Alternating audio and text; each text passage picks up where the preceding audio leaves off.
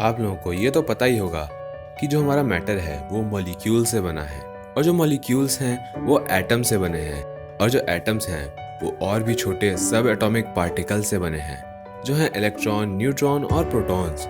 लेकिन दोस्तों ये डिवीजन अभी यहीं पे ख़त्म नहीं होता है। जो न्यूट्रॉन्स और प्रोटॉन्स हैं वो और भी ज़्यादा छोटे पार्टिकल्स जिन्हें हम क्वार्क कहते हैं उनसे बने हैं। जो प्रोटॉन्स हैं वो 2 अप क्वार्क और एक डाउन क्वार्क से बना है और जो न्यूट्रॉन है वो 2 डाउन क्वार्क और एक अप क्वार्क से बना है। तो दोस्तों अगर देखा जाए तो ये जो इलेक्ट्रॉन्स, अप क्वार्क्स और डाउन क्वार्क्स हैं, इन्हीं पार्टिकल से हमारी आसपास की ज़्यादातर चीज़ें बनी हुई हैं, या फिर कहें तो लगभग हर चीज़ इन्हीं 3 पार्टिकल से बनी हुई है। लेकिन दोस्तों पार्टिकल फिजिक्स में जो पार्टिकल्स का स्टैंडर्ड मॉडल है उसमें कुल मिला के 17 पार्टिकल्स हैं। जी हाँ दोस्तों, 17 पार्टिकल्स।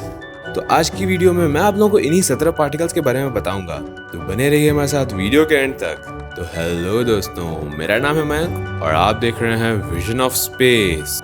अब ये जो 17 एलिमेंट्री पार्टिकल्स हैं ये 2 ग्रुप्स में डिवाइडेड हैं, बोसॉन्स और फर्मियॉन्स।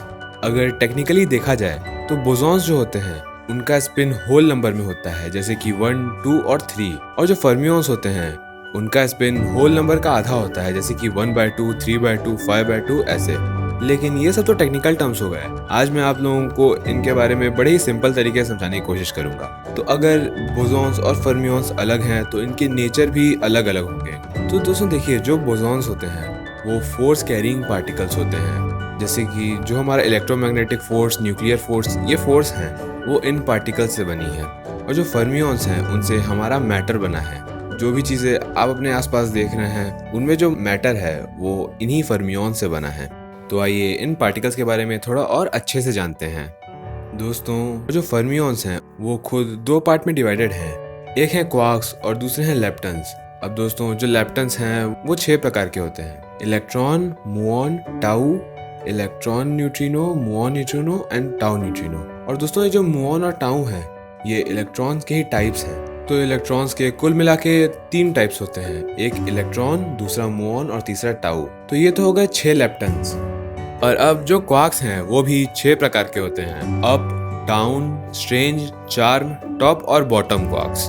और दोस्तों हमारे आसपास का जो ज्यादातर मैटर है वो अप क्वार्क, डाउन क्वार्क और इलेक्ट्रॉन से बना है। और इसकी वजह यह है कि यही 3 पार्टिकल्स सबसे ज्यादा स्टेबल हैं। जो बाकी के पार्टिकल्स हैं वो बहुत जल्दी डीके हो जाते हैं, जिनकी वजह से हमारा नॉर्मल मैटर फॉर्म होना काफी ज्यादा मुश्किल है। लेकिन दोस्तों जो स्ट्रेंज क्वार्क्स होते हैं वो सबसे ज्यादा स्टेबल होते हैं, लेकिन फिर भी हमें जल्दी वो अपने आसपास देखने को इसलिए नहीं मिलते हैं क्योंकि वो बहुत रेयर होते हैं। उनके फॉर्मेशन के लिए बहुत ज्यादा हाई प्रेशर चाहिए रहता है, जैसे कि स्ट्रेंज स्टार्स के अंदर। दोस्तों strange stars basically neutron stars ही होते हैं जिनमें बहुत ज़्यादा प्रेशर बढ़ने की वजह से जो नॉर्मल क्वार्क्स होते हैं वो स्ट्रेंज क्वार्क में कन्वर्ट हो जाते हैं, जिसकी वजह से उन्हें हम स्ट्रेंज स्टार्स बोलते हैं। स्ट्रेंज स्टार्स पे मैंने पूरी एक वीडियो बनाई हुई है, आप चाहें तो जाके वो वीडियो देख सकते हैं। तो हम देख सकते हैं कि हमारे 12 पार्टिकल्स कंप्लीट हो चुके हैं और अब केवल 5 पार्टिकल्स बचे हैं, और जो बाकी के बचे हुए 5 पार्टिकल्स हैं वो बोसॉन्स हैं। अब दोस्तों जैसा कि मैंने आप लोगों को बताया कि बोसॉन्स फोर्स कैरिंग पार्टिकल्स होते हैं। जो हमारे 4 फंडामेंटल फोर्सेस हैं, जो कि electromagnetic force, weak nuclear force, strong nuclear force और ग्रेविटेशनल फोर्स है, ये इन्हीं पार्टिकल्स की वजह से होती है।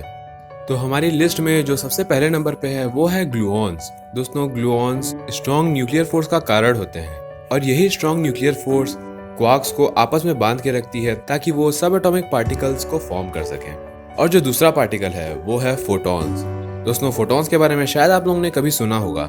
ये लाइट के पार्टिकल्स हैं, और फोटॉन्स के एक्सचेंज से ही इलेक्ट्रोमैग्नेटिक फोर्स और रेडिएशंस जैसी चीजें फॉर्म होती हैं। और जो तीसरे और चौथे पार्टिकल्स हैं वो हैं W एंड Z बोसॉन्स, और ये पार्टिकल्स न्यूक्लियर वीक फोर्स के लिए जिम्मेदार हैं। और अब जो हमारा लास्ट पार्टिकल है वो है हिग्स बोसॉन। और हम ऐसा कह सकते हैं कि अगर हिग्स बोसॉन नहीं होता तो शायद हमारा यूनिवर्स एग्जिस्ट ना कर पाता, क्योंकि हिग्स बोसॉन की वजह से ही जो आसपास हम चीजें देख रहे हैं उनमें मास आता है। अगर हिग्स बोसॉन ना होता तो हमारे आसपास की चीजों में मास ना होता। और वैसे हाँ दोस्तों, एक फंडामेंटल फोर्स के बारे में बताना रह गया, जो है ग्रेविटेशनल फोर्स। दोस्तों ऐसा कहा जा रहा है कि ग्रेविटेंस नाम के पार्टिकल्स होते हैं जो कि ग्रेविटेशनल फोर्स के लिए जिम्मेदार हैं, लेकिन अब तक उन पार्टिकल्स के एग्जिस्टेंस को प्रूव नहीं किया जा सका है। तो इसीलिए अभी के लिए हम उन पार्टिकल्स को हमारे स्टैंडर्ड मॉडल से बाहर रखते हैं।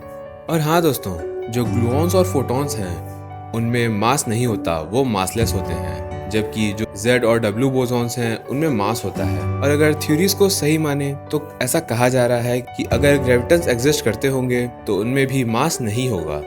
तो ये थे हमारे स्टैंडर्ड मॉडल के कुल 17 पार्टिकल्स। लेकिन दोस्तों, जो हमारे फर्मियंस हैं यानी कि क्वार्क्स और लेप्टन्स, इनके एंटी पार्टिकल्स भी होते हैं। तो क्वार्क्स और लेप्टन्स को मिला के टोटल 12 पार्टिकल्स थे, और अगर उनके एंटी पार्टिकल्स को गिना जाए तो 12 और पार्टिकल्स हो गए। तो हम ये कह सकते हैं कि हमारे स्टैंडर्ड मॉडल में 17 + 12 टोटल 29 पार्टिकल्स हैं, अगर हम एंटी पार्टिकल्स को भी जोड़ें। तो ये थी पूरी कहानी एलिमेंट्री पार्टिकल्स की।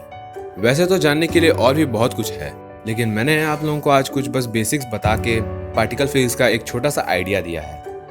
अगर आप लोगों को ये वीडियो हेल्पफुल लगी हो तो वीडियो को लाइक कर दीजिएगा और एक कमेंट ज़रूर से करिएगा। और हाँ, इस वीडियो को अपने दोस्तों के साथ शेयर करना बिल्कुल मत भूलिएगा। और अगर आप ऐसे ही अच्छे और इन्फॉर्मेटिव वीडियोस चाहते हैं तो हमारे चैनल को सब्सक्राइब करके बेल आइकन को ऑल पे सेट कर दीजिए, ताकि आप लोगों को हमारे आने वाले वीडियोस की नोटिफिकेशन मिल जाए। तो मिलता हूँ नेक्स्ट वीडियो में किसी ऐसे ही अच्छे और मजेदार टॉपिक के साथ। तब तक के लिए बाय।